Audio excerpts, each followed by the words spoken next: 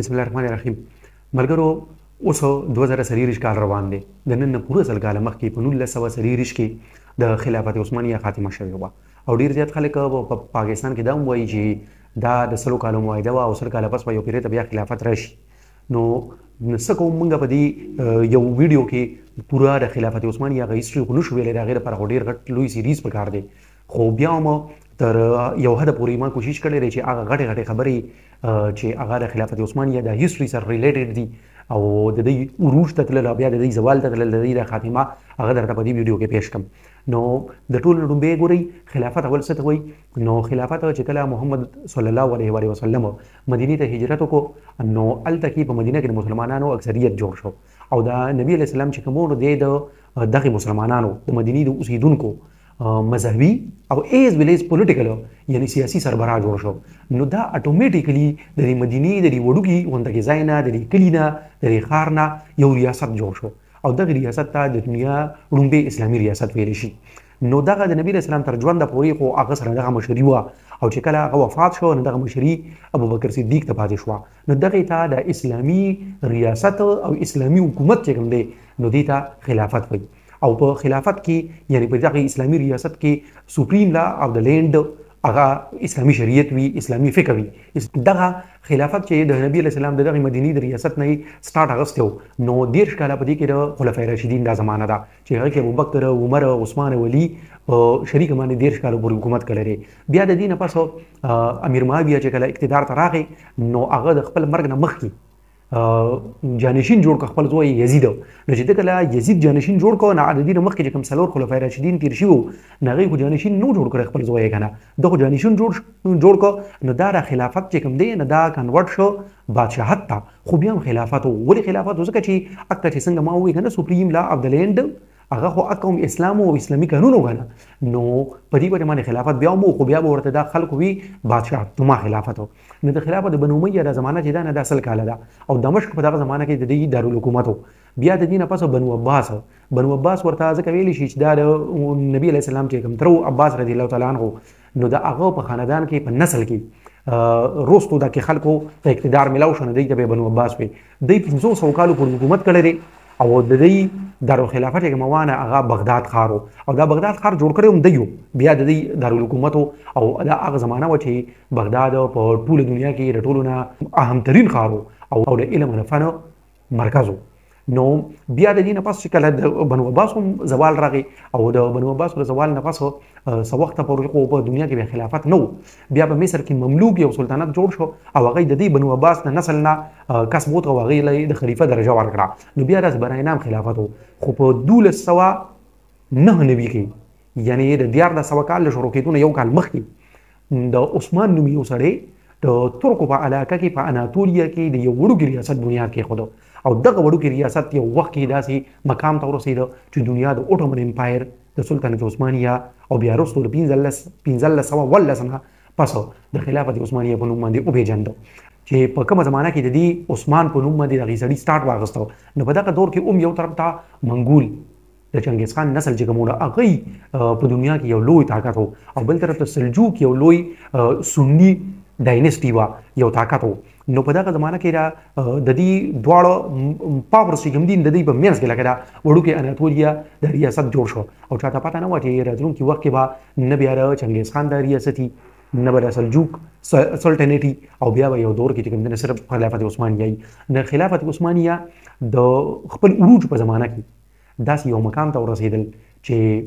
د دنیا دا درې غټ براعظمونه چې دي ایشیا، افریقا او یورپ د دې په اهمترین او لویه علاقه باندې د خلافت عثمانیه قبضه وه او دا سلطنت تر هغې پورې خور او د خپل عروج په زمانه کې دوی داسې یو دور ته ورسېدل چې د مشرق نه مغرب ته او د مغرب نه مشرق ته به په سمندر کې هغه جیاز ته کوم چې به ترکو غوښتل، کوم چې به خلافت عثمانیه غوښتل. د دوی که اوس موږ د هغو واقعو ذکر کوو نو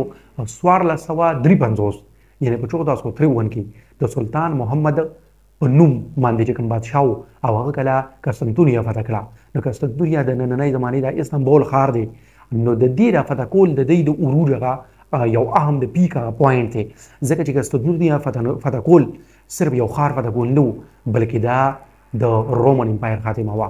هغه امپایر چې هغه د زرو کالو نه سیوا په دنیا کې وجود لرلی او په سونو کاله هغه د دنیا یو اهمترین طاقت و چې دا د عیسایت خادم هم وه او دا په دغه زمانه کې بعد دنیا د ټولو غټ پادری په استانبول کې ناستو د دنیا د ټولو لوی کلیسا په استانبول کې و هغه کلیسا مسجد ته بدله کړه او بیا د دې نه پس په 1519 کې د سلطان سلیم په نوم باندې کوم بادشاه ناغه دغه مصر د مملوک سلطنت چې د دې خاتمه وکړه او هغه چې برای نام کوم خلافت نو ختم شو نو لہذا دغه په خپل د خلیفہ غ ټایټل اختیار نکو خود د نه رستو چې بیا کوم جانشین رالل نغې ځان ته خلیفہ وي او ټول دنیا مسلمانانو په دې وجه باندې چې د دنیا د ټولو طاقتور ترين ریاست وو نو په دې وجه باندې د خلیفہ اومنو او په دغه زمانه کې تاسو ته دا معلومه وي چې د سلطنت عثمانیه د عروج په زمانه کې دوه نورم یو غټ سلطنتونو طاقتور یو د هندوستان مغل امپایر او بل د پرشیا یعنی د ایران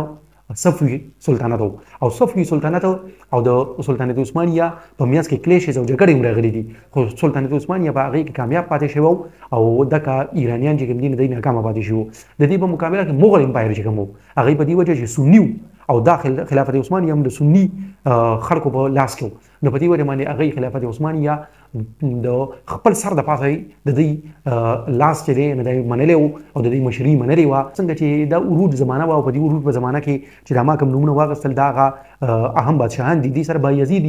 یلدرم یو داسې بادشاه تیر شوی دی چې یلدرم د بجلی پلاک ته وایي د ترکو په ژبه کې او دې چې به کوم ځای کې مسله راله بغاوت به وشو دی به لکه د بجلی د پلاک هلته رسېدلی او طاقت یو ډېر نوم وله بادشاه او طاقتور خو د دغې طاقتور بادشاه اخري خاتمه د تیمور چې عام مسلمان بادشاه هغه سره په جګړه کې د شکست په نتیجه کې شوې وه او هغه د قیدي کړی وو د قیدي په شانسلو کې ورسره کړی نو د غمه په هغې کې د مړ شوی او د هغه په هغې قید کې سلیمان د میګنیفیسنټ سلیمان شاندار ورته ویلی شي د دوم یو لوی د عروج په زمانه کې یو لوی نوم او په تاریخ کې لوی نوم دی دغه شاندار سلیم اول چې کوم دی او سلیم هیبتناک چې د چا په لاسو باندې د مملوک سلطنت خاتمه وشوه او خلافت دوی ته میلاو شو کومې غټې واقعې وې چې زوال ترې راغی نو ګورئ په بادشاهت کې اکثره داسې ویږي نه چې کله یو سړی بادشاه شي نو په هغې کې بیا دا مسله راشي چې دته د خپلو وروڼو نه خطره پیښه شي او دی وایي چې هسې نه زما د وروڼه بغاوت وکړي یا هغوی بغاوت وکړي نو دی بیا هغوی قتل کوي نو دا سلطان محمد سوم چې کوم نو ده وایي 19 وروڼه صرف د دې یارې نه قتل کړي دي چې دی چې کوم دی نو بغاوتونه کوي او دا کال 1509 وي په یورپ کې صنعتي انقلاب راغی نو صنعتي انقلاب کې یورپ په مخ کې وتو شروع شو دلته کې دی هغه صنعتي انقلاب هغه شان نو بل هلته چې پرنټینګ پریس پرانسته وشوه نو په دړادر سره کتابونه چاپ کېدل د کتابونو چاپ کېدو سره د علم ډېر خور شو دلته کې دی چې کوم دی نو پرنټینګ پریس د کافر ایجاد دی علماو فتوا ورکړه دی په 1900 یو کم دیرش کې بیا پرنټینګ پریس پرانسته خو په دې کې وایي په میاس کې 280 کاله تېر شوي نو یورپ ډېر زیات علمي میدان کې مخکې تللی نو دا د زوال هغه کارنامې وې 18مه صدۍ کې یورپین پاورز چې کوم دي نو د هغې نو سره پاورز جوړ شو برطانیا فرانس روس او په 19مه صدۍ کې هغوی بیا دوی سره جګړې شروع کړې او په اکثره جګړو کې به هغوی بری ترلاسه کړو تر دې پورې چې 1801 کې فرانس تیونس قبضه کړه سلطنت نه او په یو کال پس برطانیې مصر قبضه کړو د مصر غونډه کې اهم ملک او د دې نه پس روس به هم سالاکي قبضه کړې د مشرقي یورپ ته دغه شان چې کله په سلطنت کې دننه شامل نور قومونه چې وو هغوی ته پته ولګېده چې سلطنت کمزوری دی نو هغوی بیا هم بغاوتونه وکړل او د ازادۍ تحریکونه شروع کړل چې په هغې کې د ټولو نه اهم د عربو بغاوت او د عربو د بغاوت شاته د انګریز لاس و نو هغوی اګر چې په دې کې کامیابه شو خو دا د خلافت لپاره او د مسلمانانو لپاره یو ډېره غټه ناکامي په دې کې پټه وه 1909 کې په ترکي کې دننه قوم پرست ترک قوم پرست چې کوم او سیکولر ګروپونه هغوی سلطان عبدالحمید موضوع کړه د خپلې عهدې نه لرې کړ لومبۍ جنګ عظیم شروع شو د 1914 نه په هغې کې ترک هم حصه واخیسته او چې ترکو حصه واخیسته نو د بدقسمتۍ نه دی چې د جرمني سات ورکړه نو هغوی ناکامه شو نو چې اوس دا الایډ پاورز چې به ورته وي فرانس روس او برطانیه نو دوی د خلافت نقشه چې کوم دی ځان ته مخامخ کېښوده او ملکونه یې په یو بل سره وویشل او د خلافت د خاتمې سازشونه هم شروع کړل دا ځکه چې کوم دی په دغه زمانه کې په هندوستان کې د خلافت خاتمې د نه د بچاو لپاره چې کوم تحریک چلېدلی و نو هغې ته تحریک خلافت وایي دوی چې کله دا سازشونه شروع کړل تر دې پورې چې یورپي فوجونه چې دي هغوی استانبول ته داخل شو نو په دغه وخت کې په ترکو کې یو نشنلیست موومنټ راغی او د ازادۍ تحریک د دغې ازادۍ د تحریک هغه قیادت مشري او کمان چې کوم دی مصطفی کمال سره وه چې دی یو جرنیل او په هغې کې دی 4 کاله پس کامیابه شو په 1930 کې چې کوم دی یورپین پاورز هغه فوج د ترکی نه وباسو او ترکی ته آزاد ریاست هغه حیثیت حاصل شو. نو اوس دغه وخت کې خامخا مصطفی کمال چې کوم دی هغه هیرو شو، لیډر شو. نو په دې وجه باندې یو کال نه کم وخت بس په 3 مارچ په 1940 کې د ترک پارلمان قانون پاس کو او د خلافت خاتمه په خپل وکړه